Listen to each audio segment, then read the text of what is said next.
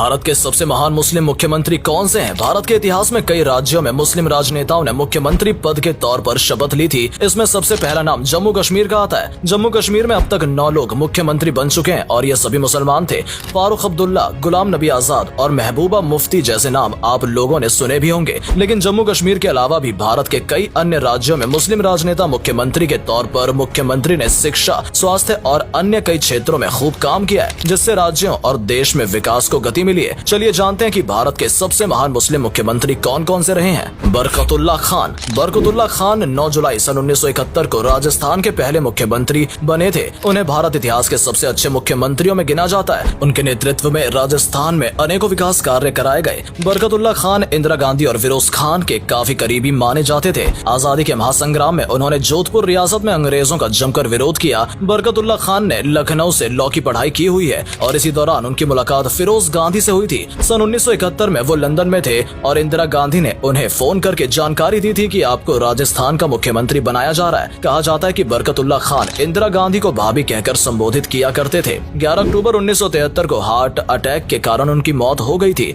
और अपने अंतिम समय तक वो राजस्थान के मुख्यमंत्री रहे। करीब 25 महीनों तक उन्होंने ये कार्यभार संभाला था। आज भी बरकतुल्लाह खान को राजस्थान के चाणक्य के तौर पर याद किया जाता है। अब्दुल गफूर खान 2 जुलाई 1973 को बिहार के मुख्यमंत्री बने थे और 11 अप्रैल 1975 तक वे सूबे के मुख्यमंत्री बने रहे। उन्हीं के कार्यकाल में संपूर्ण क्रांति की शुरुआत हुई थी। बाद में नीतीश कुमार ने बिहार से संपूर्ण क्रांति ट्रेन चलाने की भी शुरुआत की थी। अब्दुल गफूर खान का राजनीतिक सफर अलीगढ़ मुस्लिम यूनिवर्सिटी से शुरू होता है। भारत को आजाद कराने में भी उन्होंने अहम भूमिका निभाई थी और आंदोलन में भाग लेने के कारण उन्हें जेल में भी भेजा गया था। सन 1952 में पहली बार वे विधायक चुने गए। लंबे समय तक अब्दुल गफूर कांग्रेस से जुड़े रहे। राजीव गांधी के प्रधानमंत्री रहते हुए उन्हें मंत्रिमंडल में भी जगह दी गई थी। बिहार की राजनीति में आज भी अब्दुल गफूर खान का नाम याद किया जाता है। कहा जाता है कि उनके शासनकाल में छात्रों ने आंदोलन किया था, जिस कारण इंदिरा गांधी ने 1975 में देश में आपातकाल लागू कर दिया था। CH मोहम्मद कोया। भारत के महान मुस्लिम मुख्यमंत्रियों की सूची में मोहम्मद कोया का नाम भी आता है। वे जम्मू कश्मीर को छोड़ देश के पहले ऐसे गैर कांग्रेसी मुस्लिम मुख्यमंत्री थे।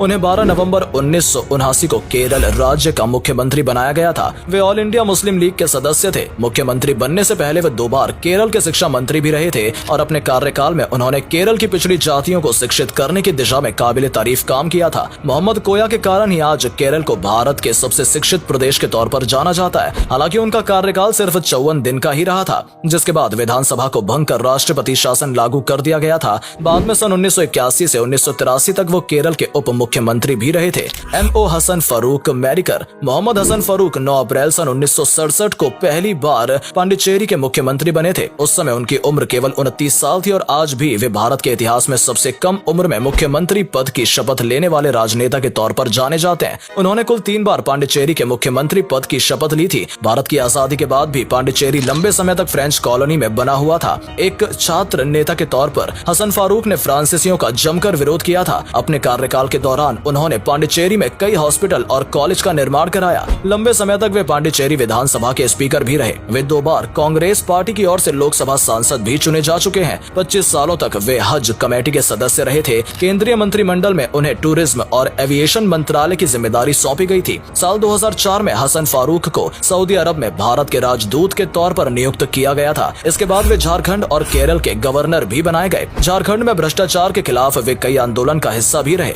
मोहम्मद अलीमुद्दीन। मणिपुर को एक राज्य का दर्जा मिलने के बाद सबसे पहले मोहम्मद अलीमुद्दीन को ही प्रदेश का मुख्यमंत्री बनाया गया था। 23 मार्च 1972 को पहली बार अलीमुद्दीन ने मणिपुर के मुख्यमंत्री पद की शपथ ली थी। इस दौरान उनका कार्यकाल 1 साल तक का रहा था। इसके बाद सन 1974 में वो दूसरी बार मणिपुर के मुख्यमंत्री बने। अलीमुद्दीन की गिनती मणिपुर के सबसे कदावर नेताओं के रूप में की जाती है। वे लगातार 7 बार विधायक रह चुके हैं। उनका कार्यकाल भले ही बहुत लंबा नहीं रहा, लेकिन उन्होंने मणिपुर के विकास को एक गति प्रदान की और राज्य को एक नई पहचान दिलाने में अहम भूमिका अदा की। अलीमुद्दीन ने ही मणिपुर में पहले मेडिकल कॉलेज और पहली यूनिवर्सिटी की स्थापना की थी। साथ ही मणिपुर लॉ कमीशन और मणिपुर पब्लिक सर्विस कमीशन लाने का श्रेय भी उन्हें ही दिया जाता है। अलीमुद्दीन को आधुनिक मणिपुर के आर्किटेक्ट के तौर पर भी जाना जाता है। एक मुख्यमंत्री के अलावा वे मणिपुर विधानसभा के स्पीकर और वित्त मंत्री के तौर पर भी अपनी सेवाएं प्रदान कर चुके हैं। अब्दुल रहमान अंतुले। 9 जून 1980 के दिन अब्दुल रहमान अंतुले ने महाराष्ट्र के 8वें मुख्यमंत्री पद की शपथ ली थी। वे महाराष्ट्र के इतिहास में एकमात्र मुस्लिम मुख्यमंत्री रहे हैं। अंतुले का नाम देश के उन चुनिंदा राजनेताओं में आता है जिन्हें जिन्होंने अपने जीवन में 60 सालों से अधिक समय तक राजनीति की।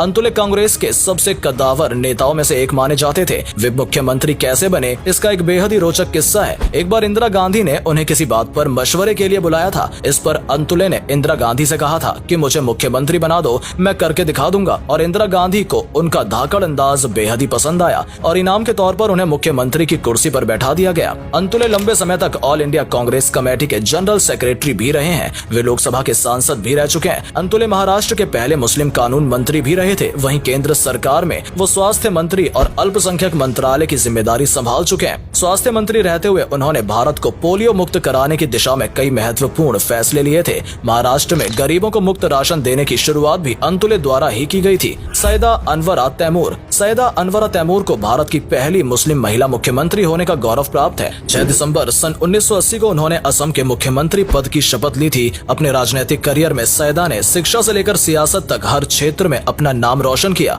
अलीगढ़ मुस्लिम यूनिवर्सिटी से पढ़ाई करने वाली सैयदा अनवर मुख्यमंत्री रहते हुए भी कई बार यूनिवर्सिटी में अर्थशास्त्र के ऊपर लेक्चर देने के लिए जाया करती थी। अपने कार्यकाल में उन्होंने असम की जीडीपी को मजबूत करने में अहम योगदान दिया था। जिस समय उन्हें असम का मुख्यमंत्री बनाया गया था, पूरा प्रदेश दंगों की आग में झुलस रहा था। चारों तरफ हिंसा भड़क रही थी। ऑल असम स्टूडेंट्स यूनियन और ऑल असम गढ़ परिषद के द्वारा पूरे राज्य में अवैध शरणार्थियों के खिलाफ प्रदर्शन किए जा रहे थे। ऐसे माहौल में सैयदा को प्रदेश की जिम्मेदारी सौंपी गई थी। हालांकि उनका कार्यकाल सिर्फ 6 महीने तक ही रहा था और उसके बाद प्रदेश में फिर एक बार राष्ट्रपति शासन लागू कर दिया गया था। सैयदा 4 बार विधायक रही थी। बाद में उन्हें कृषि मंत्रालय, पीडब्ल्यूडी मंत्रालय और शिक्षा मंत्रालय जैसे महत्वपूर्ण मंत्रालयों की जिम्मेदारी भी सौंपी गई। 2 बार वे राज्यसभा सांसद के तौर पर भी अपनी सेवाएं प्रदान कर चुकी हैं। सैयदा अनवर भी लंबे समय तक कांग्रेस पार्टी की सदस्य रही, लेकिन साल 2011 में उन्होंने कांग्रेस पार्टी छोड़ मौलाना बरुद्दीन अजमल की ऑल इंडिया डेमोक्रेटिक पार्टी का दामन थाम लिया। तो दोस्तों, ये है भारत इतिहास के सबसे महान मुस्लिम मुख्यमंत्री जिन्होंने राज्य स्तर से लेकर नेशनल लेवल तक देश के विकास में अहम योगदान दिया। आज भारत जिस मुकाम पर खड़ा है उसमें सभी धर्मों के लोगों का विशेष योगदान रहा है। लेकिन हैरानी की बात यह है कि जम्मू कश्मीर को छोड़कर 21वीं सदी में भारत को अभी तक कोई भी मुस्लिम मुख्यमंत्री नहीं बना पाया। दोस्तों, आपको क्या लगता है, भारत के कौन से राज्य से अगला मुस्लिम मुख्यमंत्री बन सकता है? अपना जवाब हमें कमेंट करके जरूर बताएं। वीडियो अच्छी लगी हो तो इसे लाइक और शेयर अवश्य करें। आज के लिए इतना ही। आपसे फिर मिलेंगे एक नई वीडियो के साथ।